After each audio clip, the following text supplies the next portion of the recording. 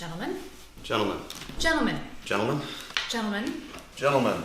Let's get down to business. Have you ever wondered how character design through costumes, hair, and makeup affects the overall stories of our films and our understandings of the scenes and the characters? Same here. That is why I conducted a little character design experiment, and I have to tell you, my findings are not quite what I expected. Before we jump into the experiment, for those who don't know me, my name is Cogan. I am a film designer and film design educator. I help filmmakers bring their creative visions to life. I help them understand how design can be utilized as a storytelling tool and help us to craft the context for our stories and our films. I also help filmmakers articulate their creative vision and teach them the tools and resources to bring those visions to life on paper as well. Now that we're better acquainted, let's jump into the experiment. As I mentioned, I wanted to look at how the characters that we create affect the context of a scene, our understanding of a story. To conduct the experiment, I created a very simple scene. Interior conference room day. A lawyer walks into the conference room. Lawyer. Gentlemen, let's get down to business. For the experiment, I hired two amazing actors to play a male and female version of the lawyer. With the help of a hair and makeup artist, we crafted 3 looks for each of them that were unique, distinct characters, and then gave them each a chance to play one of these 6 characters in front of the camera. Now, to really look at how the design affects our overall experience of the story and the characters in the scene, we controlled for as many variables as we could. So we controlled for the camera shot and the composition of the shot. We controlled for the environment. We also controlled the performance and the action, asking the actors to do as close to the exact same performance as they possibly could, as well as do the exact same action for both of them. Here is what happened. Hey y'all, so I'm in the middle of editing and one of the cast members gave me a suggestion to see the footage of all the different characters without sound. I'm going to show you what that is like here.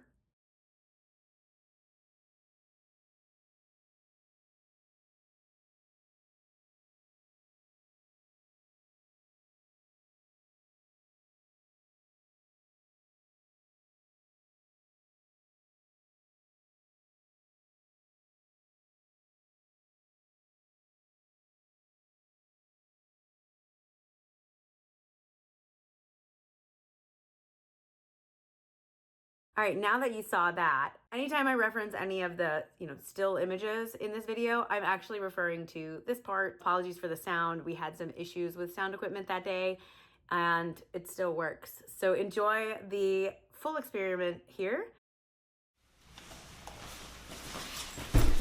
Gentlemen, let's get down to business.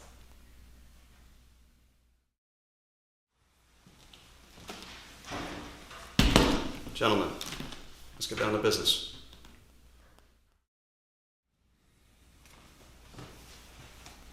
Gentlemen, let's get down to business.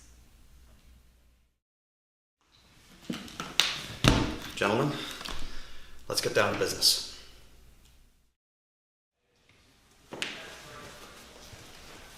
Gentlemen, let's get down to business.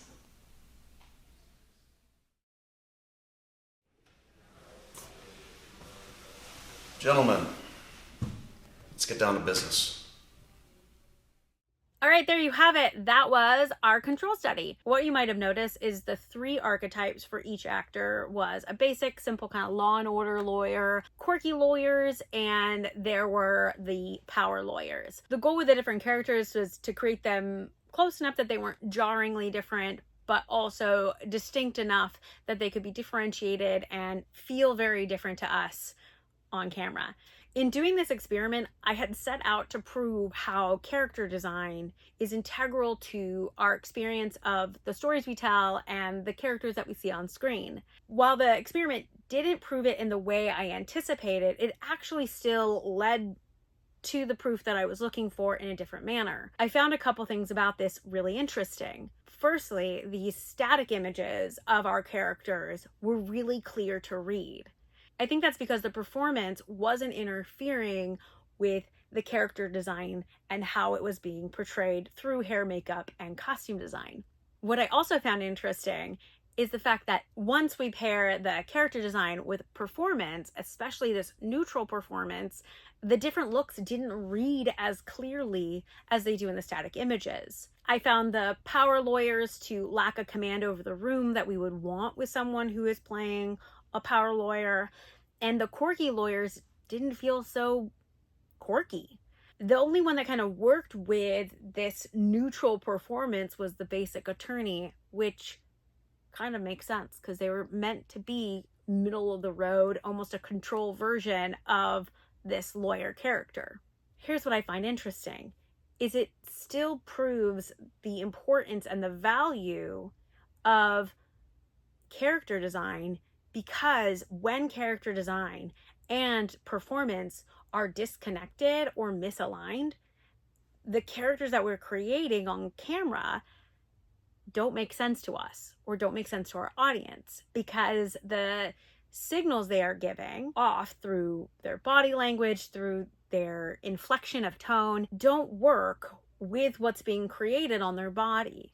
And I found that very interesting because it really shows the importance of having a strong character design team, your hair, makeup, and costume design teams, to help you craft what you're trying to say about the characters. When the performances and the design don't match up, it creates confusion. When our audience is confused, they will actually stop watching our videos. So it's important that we make sure that our character design really aligns with the performances that we're going for. Sometimes it can be shifting the performance to meet the design, or sometimes it might mean shifting the design to meet the performance. That relationship to me seems really clear based on this video. Here's the other thing that was super fascinating to me.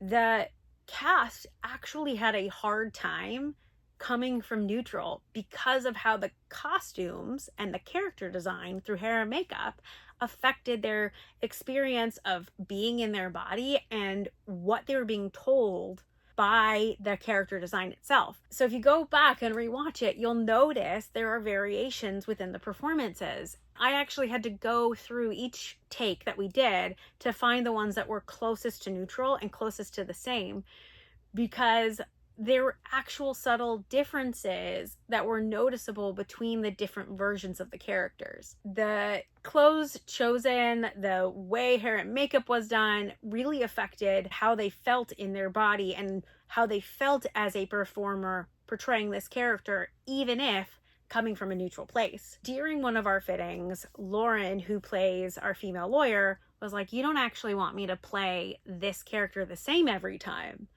And I was like, oh, but that's the point, right? We want to control every aspect of this shoot to understand how character design actually affects our perception of a scene. Lauren then brought up to me how being in a fitting and seeing the different characters being created through wardrobe changed how she would actually approach playing the character in a scene, because it changes the context, which of course we're creating vastly different characters. We decided to do the same experiment over again, except for this time allowing the actors to play into the character that they were being inspired to play based on the character design that was created. And here is what happened.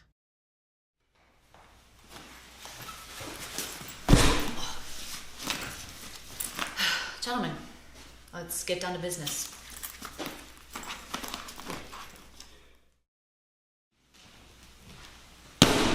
Gentlemen, let's get down to business.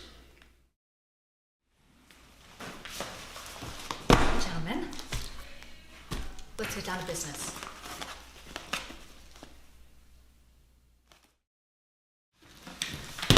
Gentlemen, let's get down to business.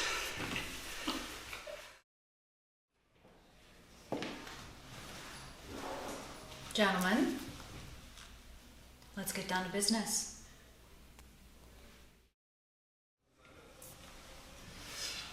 Gentlemen, let's get down to business. There you have it. What did you notice? What was different for you this round than the last round? For me, I first found this way more interesting to watch. And I also found myself feeling much more settled on who these characters were and what this scene might be about, or what they're motivated by, or where they're coming from on an emotional level. I think that's because the performance of the character and the character design really aligned together. The quirky characters didn't feel so quirky in the first experiment where they were coming from neutral. However, in this last one, when the actors were playing into the characters their costumes were inspiring them to play, suddenly these characters felt so much quirkier and more dynamic. You maybe questioned their ability as a lawyer. The other thing that I found really interesting is how in the Power Attorneys character versions, we all decided that it made more sense that these power attorneys didn't have to carry anything because, their associates at the table would have been the ones schlepping all their stuff. So neither of them had a briefcase or any sort of file bag to bring in. When looking at the videos in hindsight, I actually was like, while I know that these are supposed to be lawyers, they also kind of just feel like high power business people. That made me go, wow, the power of a prop to set the context of a character is so prevalent. If we look at the experience with a briefcase versus the experience without a briefcase of this lawyer, it kind of requires extra exposition on our storytelling part to make it very clear that this is a lawyer versus having a prop that helps us to understand this. So I found that very interesting in the character version of this. All in all, I found this a very worthwhile experiment, and it definitely has shifted some of my perspective around how costume and character design relates to the stories that we tell. My key takeaways from both experiments is that it really is about the symbiotic relationship between character design and performance that create the context of our stories and the context for the characters. Every story is about relationships, a character's relationship to themselves, a character's relationship to those in their life, and a character's relationship to the world around them as a whole. By creating clear characters, we then set up our audience to understand the context of our story in a manner that they can really engage with. And I find that very apparent when looking at the first version of the experiment and the second, and how clear the characters are in the second version. So there's my experiment on character design and how it affects the stories we tell. I would love to know what you thought about the experiments and what came up for you. What did you notice? If you found this all helpful and you really want to learn more about film design and how film design can help you tell your stories, I have a ton of resources and workshops on my website ready for you to take at your leisure. Just go to sarahcogan.com. I look forward to seeing you there. A special thanks today to Lauren Sowa and Mike Spara for the wonderful performances and jumping into the challenge of this experiment. Thank you, Cassidy Herrera, for fearlessly taking on the different characters and doing it in such a tight time period. And thank you to Arden Duffield for camera and lighting support. Thank you again for hanging out with me today. It's such a pleasure sharing this information with you. I will see you next time. Keep telling your stories and shooting your dreams.